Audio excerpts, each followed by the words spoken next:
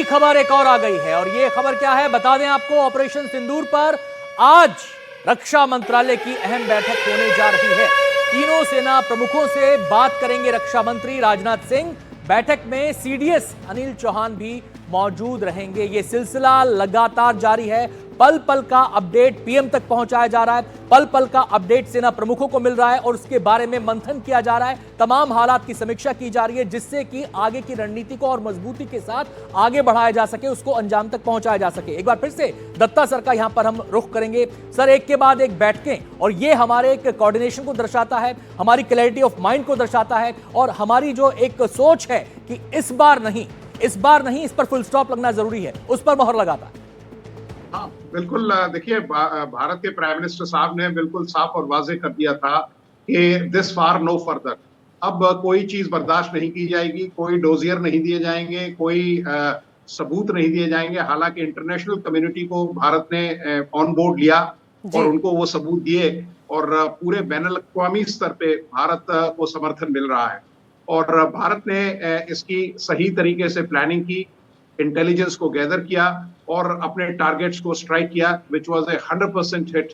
और ये हमारी सशस्त्र सेनाओं की प्रोफेशनलिज्म को दर्शाता है, उनके शौर्य को बताता है, उनके अदम्य साहस को बताता है। तो ये सब चीजें देखते हुए भारत ने कभी भी किसी भी देश पे कभी हमला नहीं किया। ये वही देश है जिन्होंने भारत की सोवरेनिटी पे सवालिया निशान लगाया है और वो आज जिन लोगों ने इस पे लिया था हिस्सा, वो आज बिल्कुल नींद में है और उनको जमीन के नीचे गाड़ दिया गया है। बिल्कुल। और आप देखिए कंधार। और दत्ता साहब, यही बात जो आप कह रहे हैं कि जब भारत की संप्रभुता पर सवाल उठेंगे, उंगली उठेगी, तो उसका तो माकूल जवाब देना ही होगा। अखिलेश शर्मा हमारे एग्जीक्यूटिव एडिटर हमारे साथ जुड़ गए हैं। अखिलेश, रक्षा मंत्री एक बड़ी बैठक लेने जा रहे हैं, तीनों सेना प्रमुखों के साथ, सीडीएस भी वहां पर मौजूद रहेंगे। क्या अपडेट इस वक्त आपको मिल रहा है? देखिए, अब से कुछ देर बाद रक्षा मंत्रालय में ये बैठक होगी। बताया गया कि जो कल से पाकिस्तान की ओर से कार्रवाई की गई थी, जिसको कि भारतीय सेना ने नाकाम किया है, इसके बारे में ब्रीफ किया जाएगा रक्षा मंत्री राजनाथ सिंह को। इसके साथ ही आगे किस तरह से उपाय उठाए करने हैं उसके बारे में भी चर्चा की जाएगी। ये लगातार मॉनिटरिंग की जा रही है सिचुएशन की।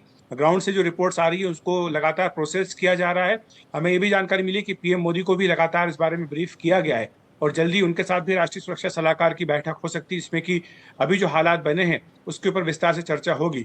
लेकिन रक्षा मंत्री राजनाथ सिंह की ये बैठक काफी महत्वपूर्ण है क्योंकि इसमें सेना की ओर से जो भी कार्रवाई की गई है उसके बारे में न सिर्फ ब्रीफ किया जाएगा बल्कि आगे क्या कदम उठाने हैं उसके बारे में भी चर्चा की जाएगी। जी, लगातार बैठकों का दौर अखिलेश चल रहा है और तमाम हालात की समीक्षा की जा रही है। आप इसके अलावा क्या ये माना जाए कि इस बैठक में फर्दर क्या करना है, किस तरीके से आगे बढ़ना है, कहां से क्या करना है, इन तमाम पहलुओं पर, इन माइन्यूट डिटेल्स पर भी बातचीत होगी? ये कल रात को भी जो बात हमारी हुई थी उसमें यही कहा गया था कि ये एक ऑनगोइंग ऑपरेशन है और सिचुएशन जो है लगातार जमीन पर हो रही है। तो ऐसे वक्त में सेना के जो अधिकारी हैं, जो तमाम आला अफसर हैं, उनका काम ये है कि वो अपने नीचे इंस्ट्रक्शंस दें और बताएं कि किस समय पर क्या फैसला करना है। और साथ ही साथ आपको ये भी जानकारी है कि इस बारे में ऑपरेशनल फ्रीडम पूरी आर्मी को दी गई है। उन्हें अपने समय के हिसाब से फैसला करना है कि जो भी सिचुएशन आ रही है उसका रिस्पॉन्ड कैसे करना है। और यही कारण है कि कल से लगातार जहां जहां पर भी पश्चिमी और उत्तरी क्षेत्र में पाकिस्तान की ओर से मिसाइलों और ड्रोन से हमला किया गया था और जहां पर कि सैनिक ठिकानों को निशाना बनाने की कोशिश पाकिस्तान की ओर से की गई थी, तो एयर डिफेंस के जरिए उसको नाकाम किया गया। और साथ ही किस तरह की जवाबी कार्रवाई करनी है इसके बारे में भी सेना को फैसला करने का पूरा अधिकार दिया गया है। तो सेना को ही ये तय करना है कि इसका कैसे जवाब दिया जाए। अलग अलग तरह की खबरें आई है कि भारत ने भी अपनी ओर से इन हमलों का जवाब दिया है। उसके बारे में डिटेल्स क्या हैं, किस तरह का जवाब दिया गया है, उसके बारे में बताया गया कि जल्दी ही रक्षा मंत्रालय की और विदेश मंत्रालय की साझा प्रेस कॉन्फ्रेंस होगी जिसमें इन तमाम तथ्यों की जानकारी दी जाएगी।